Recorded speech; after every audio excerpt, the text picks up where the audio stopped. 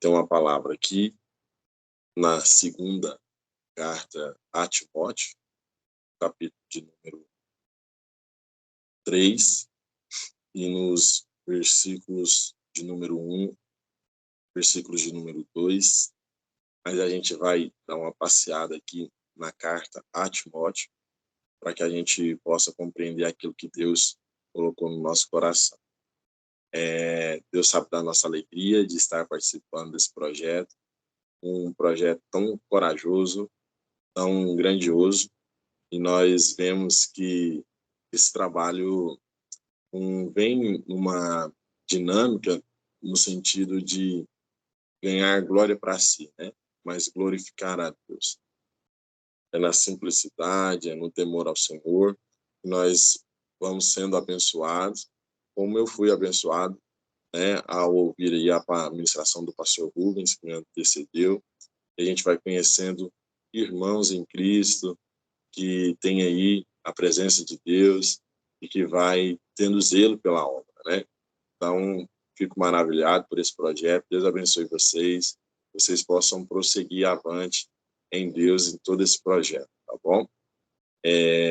Segunda a Timóteo, capítulo 3, versículo 1, 2 e 3. Sabe, entretanto, disto, nos últimos dias sobrevirão tempos terríveis.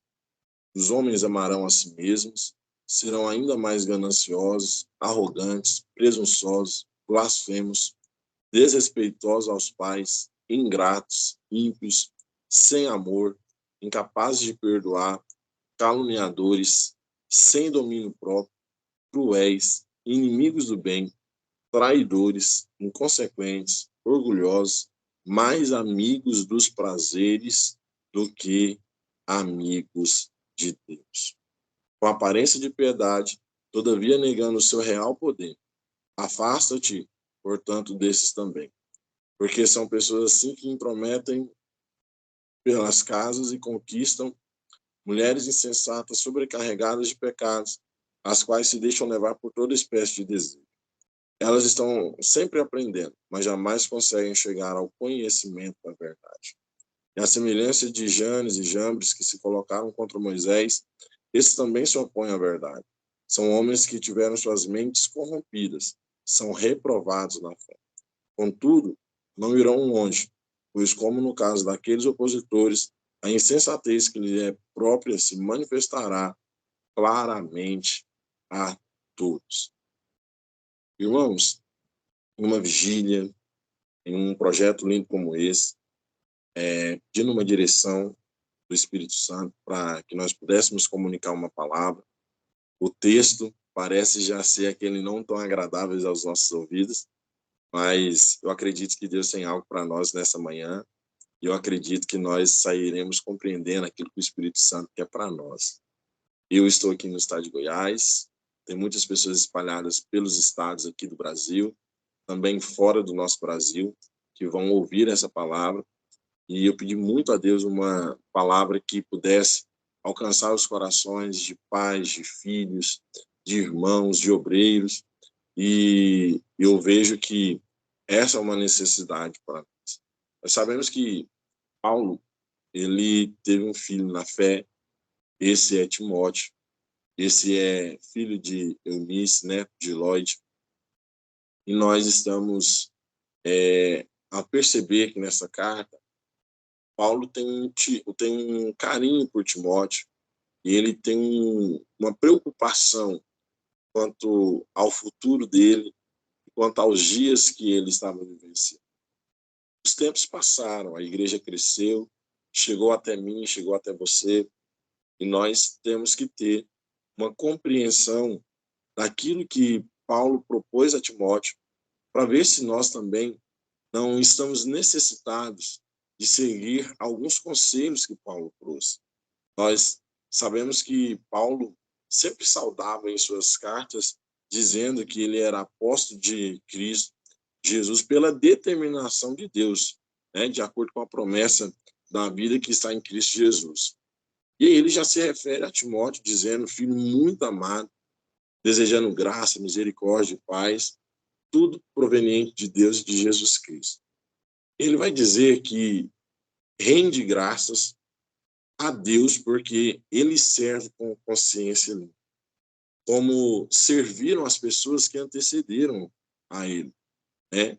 E ele é constantemente lembrado nas orações de Paulo a pessoa de Timóteo, porque ele relembrava que Timóteo era alguém que chorava na presença de Deus. As suas lágrimas e o desejo de Timóteo eram evidentes, e com isso, Paulo tinha o desejo de revê-lo, tinha a vontade de estar próximo dele, mas só que ele não poderia chegar até ali, porque ele já estava em Troade, e esse Paulo, ele começava a dizer para ele que, ó, da mesma forma, eu trago na lembrança a sua fé não fingida, que habitou em sua avó Lóide e em sua mãe Eunice. E estou convencido de que também habita em ti. Paulo olhava para Timóteo com a convicção que os ensinamentos de seus antepassados, da fé que já estava em sua avó, em sua mãe, estava também em Timóteo. Com isso, a primeira coisa que eu gostaria de trazer para nós aqui, sempre com muito temor, com muito carinho, com muita atenção, é que nós necessitamos transferir os valores de nossa fé aos nossos filhos, né? Nós necessitamos transmitir os nossos valores, passar esses valores adiante. A vida de Timóteo, ela é uma vida onde ele vivenciou princípios sendo vistos já desde sua avó e de sua mãe. Há 3 gerações envolvidas nesse texto. E a fé é a mesma. E quando nós chegamos no tempo de hoje, nós precisamos nos questionar e nos perguntar o que é que tem acontecido, né, com a fé dos nossos filhos, ter essa preocupação, olharmos para os nossos pequeninos e permanecermos perguntando, questionando a Deus, questionando a Deus não, mas questionando a eles se a fé está nele. Porque se a fé não está nele, pode ser que nós estejamos falhando no processo de construção de uma fé bem alicerçada, de uma fé bem propagada, e nós necessitamos urgentemente, em um país como o nosso, que nós temos visto um grande ataque a crianças, adolescentes e jovens, estarmos firmados nesta fé e transmitindo, implantando valores nessa geração. Eu faço parte de uma geração onde eu vivenciei vendo, né? Cresci vendo meu pai orando no pé da cama, orando de madrugada, jejuando, sentava à mesa. Quem ensinou alguns textos bíblicos para mim foi meu pai. Quem pegava a Bíblia Thompson que ele tinha e marcava a testa ali, ó, eu via meu pai fazendo isso. Meu pai tinha prazer de sentar à mesa e transmitir esses valores. E aí tem algumas pessoas que não é que não tenham prazer, mas não se dedica ou não se propõe a ter tempo à mesa de qualidade com a família, esposo com a esposa, esposo, né, com a esposa, esposa com o esposo, pais com seus filhos, filhos com seus pais. Os filhos vão crescendo, né, e parece que a paciência vai diminuindo com a gente, e a gente precisa sempre estar lembrando da alegria, do prazer que é sentar-se à mesa, porque sentar-se à mesa fala de comunhão, e o inimigo tem conseguido quebrar esse elo de comunhão das famílias e nas famílias. São filhos dentro de quarto, são os pais na sala, são pais na cozinha, são pais dia e noite no celular, filhos distantes, aonde não tem mais diálogo. Mas só que quando a gente olha para esse texto, mesmo que Paulo não tenha gerado Timóteo das suas entranhas, Paulo tinha a preocupação como filho a Timóteo. E aí ele fala, olha, a sua fé não é fingida, a sua fé é verdadeira. Aqui eu percebo que a gente precisa ter uma fé autêntica, uma fé que ela não é proveniente de circunstâncias. A sua fé é a mesma, independente das circunstâncias. É uma necessidade nossa ter uma fé aprovada, uma fé não fingida, uma fé verdadeira, que propaga valores, que implanta valores. Dentro disso, a gente vai vendo que, por esse motivo, uma vez mais, quero encorajar-te que reavives o dom de Deus que habita em ti, mediante a imposição das minhas mãos. E aí ele vai dizendo, ó, porquanto Deus não nos concedeu espírito de covardia, mas de poder, de amor e de equilíbrio. Olha só para a gente pensar aqui nessa manhã. Nós precisamos, então, reavivar, despertar novamente o dom que habita em nós. Quantos de nós, eu faço parte de uma congregação aqui no estado de Goiás, pela Convenção de Madureira, sou pastoreado pelo pastor Robson Gonçalves, e eu fico vendo o zelo que ele tem com a Escritura, e eu vejo o quanto nós temos tido, em alguns momentos, pessoas com habilidades, pessoas com dons, mas que não estão querendo fazer uso desse dom. Não, cantar hoje não, amanhã quem sabe, passa o amanhã, passa depois de amanhã, e os nossos dons estão sendo enterrados, nós não temos usado esses dons para a glória de Deus. Mas só que nós estamos aqui, meus irmãos, numa vigília como essa, de 24 horas, é porque arde em nós um desejo por algo maior. E aí, arder um chamado, arder em nossos corações por algo maior apenas não resolve. Precisa que nós tenhamos uma fé com ações, é o que Tiago recomenda. A fé sem obras, ela é morta. E nós precisamos ter uma fé com atitudes e ações que vão glorificar a Deus. E a gente precisa repreender esse espírito de covardia que nos amedronta, que nos paralisa, que nos faz retroceder ou que nos faz permanecer inertes, como se nada estivesse acontecendo. Eu lembro que em uma dessas ministrações minhas com vocês, eu ministrei sobre Houve Guerra no Céu, né? E tratei sobre as batalhas que são travadas no mundo espiritual. A gente precisa entender a realidade de principados e potestades que estão atuantes sobre esta nação e outras nações, querendo fazer com que nós nos silenciemos.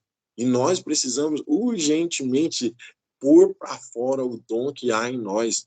Se nós temos o dom de louvar ao Senhor, de cantar ao Senhor, nós cantemos na nossa igreja, nas nossas congregações, nas ruas, nas praças, o nosso evangelismo urbano, ele não pare, mas que ele avance, que nós possamos despertar esse dom e ir adiante. Nessa manhã, eu quero muito encorajar a todos nós a permanecermos na chamada que o Espírito Santo, que Deus nos vocacionou, que nós possamos realmente fazer o uso destas ferramentas que Deus nos entregou para que o nome de Deus seja glorificado. Nós precisamos urgentemente anunciar a salvação de Cristo Jesus. Eu fico me questionando sobre a motivação que nós temos realizado algumas coisas no reino de Deus. E nós precisamos ter uma motivação baseada nisso, no poder de Deus, no amor de Deus. Nós precisamos ter tudo isso debaixo de um equilíbrio e para que a gente possa viver dias extraordinários na presença de Deus, além do ordinário, além do comum, além do natural, a gente viver ao sobrenatural. E eu percebo que Deus está nos convidando, a igreja brasileira tem sido convidada por Deus a viver numa dimensão sobrenatural, porque o natural, o ordinário, é muito comum. E Deus está chamando uma igreja para viver uma igreja poderosa nele, sabe? Uma igreja aonde nós vivenciamos algo sobrenatural debaixo de uma palavra de Deus, de um alicerce bem estruturado da fé, porque nós precisamos urgentemente vencer aquilo que está nos paralisando. E o que está nos paralisando? Está no versículo de número 3, a nossa humanidade. É quando nós estamos nos sujeitando aos nossos desejos e vontades e nós paramos de viver aquilo que Deus quer, porque nós estamos muito mais preocupados em vivenciar as nossas vontades, os nossos desejos, as nossas paixões. E às vezes a gente pensa que isso é muito para jovem, né? Mas não, quantos de nós, já idôneos, maduros, nós estamos com comportamentos de adolescente, estou falando uma linguagem espiritual, e nós necessitamos urgentemente vivenciar uma fé com maturidade, uma fé com compaixão. E, Eudes, por que você fala isso? Porque nós temos visto o Espírito Santo de Deus querendo agir e nós temos paralisado contradições, nós temos paralisado com aquilo que nós até apresentamos como zelo, mas debaixo de uma tremenda religiosidade. Mas só que Deus não chamou uma igreja para ser religiosa. Ela chamou a igreja para ser autêntica, será testemunha dele aqui na terra. E na pessoa de Paulo, eu vejo a preocupação que ele tem com uma igreja através de Timóteo. Sempre fortalecendo ou pedindo, né, para que Timóteo não se esmoreça, mas para que Timóteo ele cresça, para que Timóteo ele possa ser ousado. E quantas vezes eu vejo que falta de nós o encorajamento aos nossos jovens, às nossas crianças, aos nossos adolescentes. Apesar que aqui no estado de Goiás, nós temos visto o Campo Fama investindo muito em crianças, e hoje mesmo é a formatura da minha pequena, né? Ela já está formando no curso de pequenos teólogos, e a gente tem buscado demais para poder transmitir valores, ensinamento. E a minha palavra nessa manhã é: nós precisamos incentivar os nossos jovens, nós precisamos abraçar os nossos jovens, nós precisamos cuidar e zelar dos nossos jovens urgentemente, porque conosco está a experiência, conosco está a maturidade, e muitos deles vão errar, mas só que nós tenhamos essa paciência de clamar pelo nosso Abba, clamar pelo nosso Deus e dizer que, por mais que os nossos jovens estejam aí em algum momento falhando, dizer: não desista, persista, o Espírito Santo está com você, eu vou te ajudar, eu vou te abraçar. Eu vejo em Paulo esse amor, esse cuidado, essa paciência de zelar do outro, de zelar de alguém que é mais novo, né? E aí a gente vai vendo que no capítulo 2 ele vai dizer: meu filho, fortaleça-te na graça que há em Cristo Jesus. O que ouvistes de mim diante de muitas testemunhas, transmite a homens fiéis e capacitados, a fim de que possam igualmente discipular a outros. A segunda coisa que eu vejo é que Deus nos chama para o discipulado. Discipulado, né, irmão Damião?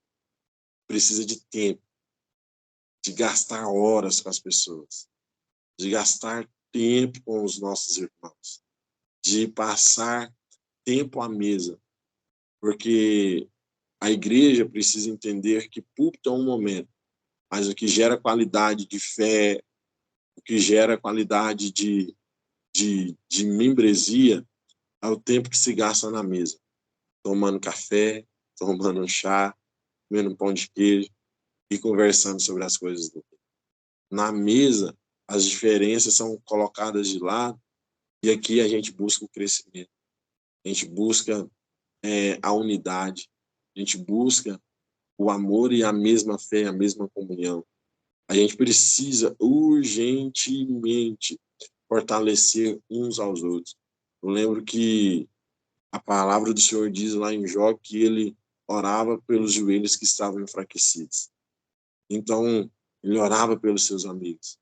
A igreja precisa hoje, urgentemente, nessa vigília, independente de onde você estiver, você que está ouvindo essa palavra, se você concorda ou não concorda, nós precisamos urgentemente voltar a sentar à mesa e gastar tempo com as pessoas e discipulá-los. O que Jesus fez foi investir em pessoas, gastar tempo com pessoas, investir tempo em pessoas.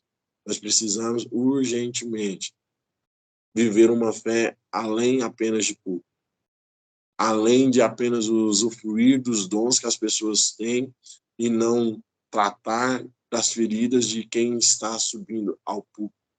A igreja precisa ser uma igreja não apenas que suga aquilo que as pessoas têm para oferecer. A igreja também precisa oferecer cuidado, respeito, amor, compaixão, paciência, benevolência. Nós precisamos urgentemente tratar com essas pessoas, principalmente essas pessoas que têm dons, com a devida ciência que são humanos, que são pessoas que estão sujeitas ao erro. E aqui você está fazendo uma apologia ao pecado? Não. Estou falando que a gente precisa cuidar melhor. Quantos filhos na fé nós temos gerado? Quantas pessoas nós temos discipulado? Quantas pessoas nós estamos parando na mesa, à mesa, para procurar saber dos problemas, das dificuldades? Entra dia, sai dia, passa mês, entra mês.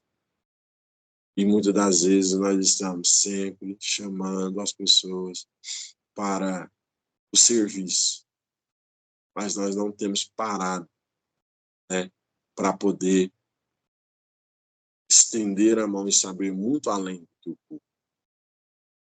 Então, nessa manhã, nós vemos que a Bíblia vai dizer no capítulo 3 que chegariam dias que seriam dias de tempos terríveis, difíceis, que não dariam ouvido ao Evangelho, não dariam ouvido àquilo que nós, como igreja, estamos anunciando.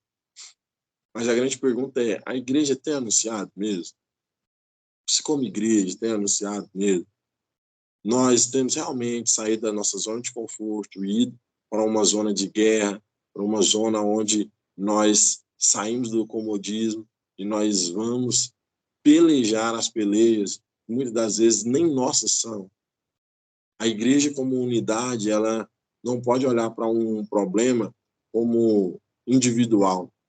Ele pode ser individual, você pode até não fazer como parte direta daquilo, mas você é igreja. Os problemas também precisam ser resolvidos. Os problemas também precisam ser compartilhados. E nós precisamos envolver nas causas que não são apenas nossas. Nós precisamos nos envolver em amor, nos envolver em graça, nos envolver em benevolência, bondade. Nós precisamos urgentemente vivenciar o amor de Cristo, importando-se com aqueles problemas que não são apenas nossos. Porque todos nós queremos uma ajuda, todos nós queremos um alívio, um afago, mas nós precisamos ser também aqueles que vão proporcionar isso. E a igreja, é o grande passaporte, a igreja é o grande desenvolvedor aonde nós geramos as pessoas que estão no mundo a paz que o mundo não pode dar. E Paulo faz com que Timóteo tenha esse sentimento.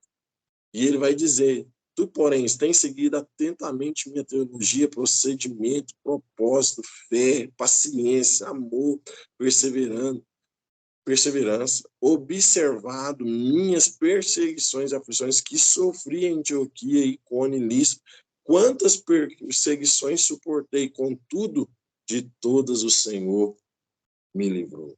De fato, todas as pessoas que almejam viver piedosamente em Cristo Jesus serão perseguidas. A Bíblia está dizendo: todavia os perversos e impostores andarão de mal a pior, enganando e sendo enganados. Tu, no entanto, permanece no ensino que recebeste e sobre o qual tens plena convicção, sabendo perfeitamente de quem o tem apreendido. Porque desde a infância sabes as sagradas letras que têm o poder de fazer-te sábio para a salvação, por intermédio da fé em Cristo Jesus. Toda a Escritura é inspirada por Deus e proveitosa para ministrar a verdade, para repreender o mal, para corrigir os erros e para ensinar a maneira certa de viver, a fim de que todo homem de Deus tenha capacidade e pleno preparo para realizar todas as boas ações. Irmãos, finaliza aqui dizendo para você o que Paulo diz para Timóteo, que ele encoraja solenemente, na presença de Deus e de Cristo Jesus, que há de julgar os vivos e os mortos, por ocasião da sua manifestação pessoal e mediante seu reino. Olha o conselho de Paulo, eu estou finalizando. Prega a palavra. Capítulo 4, versículo 2. Prega a palavra. Insiste a tempo e fora de tempo. Aconselha, repreende e encoraja com toda paciência e sã doutrina. Porquanto já chegaram esse tempo em que não suportam o santo ensino. Ao contrário, sentem coceira nos ouvidos, reúnem mestres para si mesmos, de acordo com as suas próprias vontades. Tais pessoas recusarão a dar ouvidos à verdade, voltando-se para os mitos. Tu, no entanto, nós, cada irmão que ouve aqui, sejamos equilibrados em tudo, suportando o sofrimento e fazendo a obra de evangelistas, cumprindo os nossos ministérios. Deus em Cristo Jesus nos abençoe. E nós possamos suportar esses dias terríveis e permanecer equilibrados, permanecer fazendo a obra do Senhor e cumprindo os nossos ministérios. Sabe por quê? Vai chegar o tempo da nossa libação. Vai chegar o tempo da nossa partida. E nós vamos poder dizer: combati o bom combate, acabei a carreira e guardei a fé. E a coroa que já nos está reservada, o Senhor justo juiz vai nos conceder naquele dia. E então nós estaremos juntos com ele. Glauber, Deus abençoe. Damião, Deus abençoe vocês. Deus abençoe a irmã que nos antecedeu dirigindo. Muito obrigado pela oportunidade. Nós tenhamos uma fé não fingida.